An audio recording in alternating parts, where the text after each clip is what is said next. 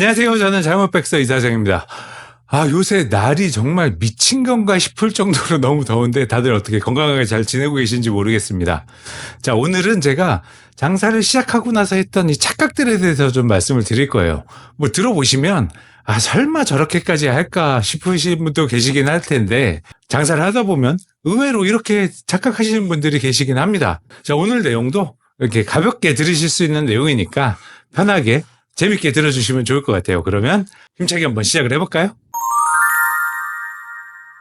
자, 제가 장사를 시작하고 나서 했던 착각. 첫 번째는 바로 제가 이 강자가 될 줄 알았다는 거예요. 자, 쉽게 말하면 제가 갑이 될 줄 알았다는 거예요. 지금 회사 다니시는 분들도 그렇겠지만 회사 다니면 윗분들이 시키면 군말 없이 해야 되고 싫어도 싫은 티 못 내고 또 굽신굽신 해야 되고 이런 게 있습니다. 그런데 저도 회사 다닐 때 이런 게 정말 싫었어요. 그래서 제가 자영업을 하겠다고 생각을 했을 때 내 가게가 생기고 내 업장이 생기는 거기 때문에 그러면 이런 데서 벗어날 수 있을 거라고 생각을 했습니다. 그런데 실상은 좀 달랐다는 거예요. 자, 손님하고의 관계에 있어서 나는 당연히 의리되는 건 맞습니다. 그거는 알고 있었지만 이 직원들과의 관계에 있어서도 내가 의리되는 경우가 굉장히 많다는 거예요. 자, 이렇게 되는 이유를 한마디로 정리를 해드리면 사장은 그만둘 자유가 없기 때문입니다. 직원은 마음에 안 들면 그만두고 나가버리면 그만이에요. 그런데 사장은 모든 걸 다 책임져야 되고 오늘도 내일도 모레도 장사를 해야 되는 겁니다. 그러다 보니까 이런 입장의 차이 때문에 내가 의리되는 경우가 생긴다는 거예요. 그리고 그 빈도도 적지 않습니다. 자, 그래서 제가 장사를 처음 시작하고 나서 이런 것 때문에 처음에 스트레스를 좀 받았던 것 같아요. 그리고 제가 생각했던 거랑 또 다른 상황이니까 조금 더 그랬던 게 있었던 것 같은데 그때 주변에 장사하시는 사장님들한테 제가 이런 고민을 털어놨는데 그 사장님이 한마디로 이걸 정리를 해주시더라고요. 제가 이런 것 때문에 너무 스트레스 받아요 라고 얘기했더니 그 사장님이 딱 한 말씀 하셨는데 그 한마디가 네가 돈 더 많이 벌잖아. 그 한마디에 모든 게 다 정리됐습니다. 그리고 그 이후로는 그런 상황이 발생해도 제가 그런 것 때문에 스트레스를 더 받진 않았어요. 여러분도 만약에 이런 상황에 처하신다고 그러면 이렇게 생각하시는 게 좋을 것 같아요. 내가 의리면 어때? 돈만 많이 벌면 되잖아.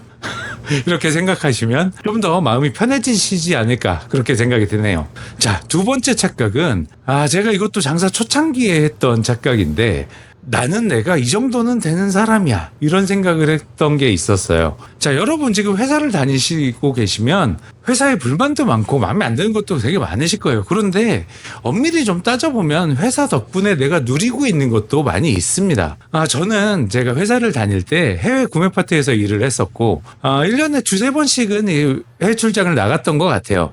그런데 제가 바이오 입장으로 가다 보니까 제가 해외 출장을 가면 이 업체들이 저를 굉장히 극진하게 대접을 해줬습니다. 그래서 버는 건 쥐뿔도 없는데 난 그래도 이 정도는 되는 사람이야 라는 생각이 은연중에 머릿속에 좀 있었나 봐요. 그런데 장사를 시작하고 나니까 이게 여지없이 박살이 나더라고요. 자, 손님들한테는 나는 처음 시작하는 초보 사장입니다. 모든 게 서툴고 잘 못하는 사장이겠죠. 그리고 직원들은 이 필드에 경험이 굉장히 많으신 분들이에요. 그러다 보니까 제가 제일 못난 사람이 되는 거예요. 그러다 보니까 나는 이 정도는 됐어. 그래, 나 이 정도 봤던 사람이고 나 이 정도 성과도 내던 사람이야. 이렇게 생각했던 게 다 착각이었다는 걸 깨닫게 되더라고요. 자, 여러분도 혹시라도 회사를 그만두고 자영업을 시작하시려고 하면 그 회사에 있었던 그런 관념과 생각, 나의 위치 뭐 이런 거 사직서와 함께 회사에 고이 남겨두시고 나오신 게 여러분한테도 도움이 되실 것 같아요. 자, 그리고 세 번째는 좀 어이없는 착각이긴 한데 저는 제가 인싸가 된 줄 알았어요. 이게 무슨 소린가 싶긴 하실 것 같은데 처음에 오픈을 하고 나서 장사가 좀 알 된 때는 당연히 이런 생각 못 했습니다. 그런데 시간이 좀 지나면서 가게가 자리가 잡히고 고객분들이 가게를 좀 더 많이 찾아주시게 되면서 이 가게 내 손님들이 굉장히 많이 늘어나게 됐어요. 그런데 이렇게 되니까 제가 가게 주변을 돌아다니거나 이 동네를 돌아다닐 때 아시는 분들을 계속 만나게 되는 거예요. 그래서 인사도 계속 하게 되고 뭔가 말을 계속 나누게 되고 이런 상황이 발생이 되더라고요.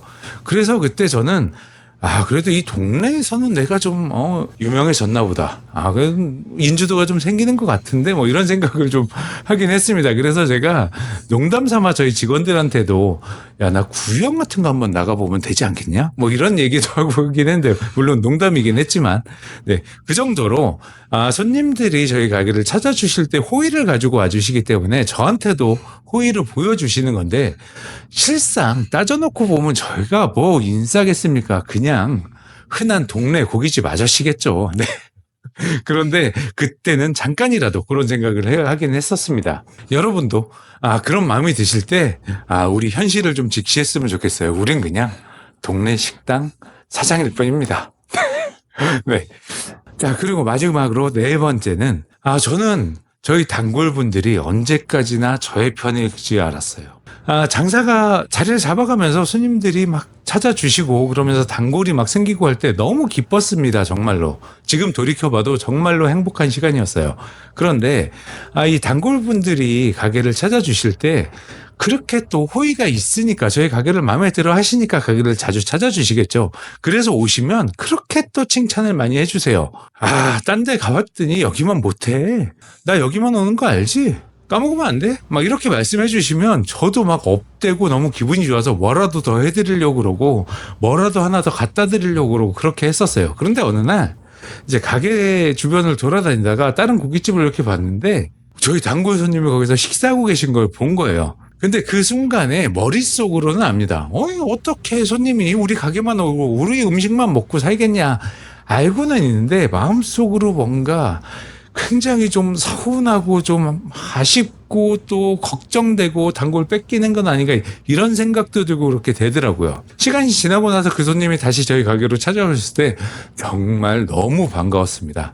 그런데 자, 우리가 이 단골분들과의 관계를 잘 쌓아가다 보면 정말 친구처럼 가까워지는 분도 계시고 정말 부모님처럼 저를 챙겨주시는 분도 계세요. 며칠 전에도 지나가시다가 식혜를 사드셨는데 맛있다고 사들고 와서 더운데 먹으라고 주고 가시는 분도 계세요.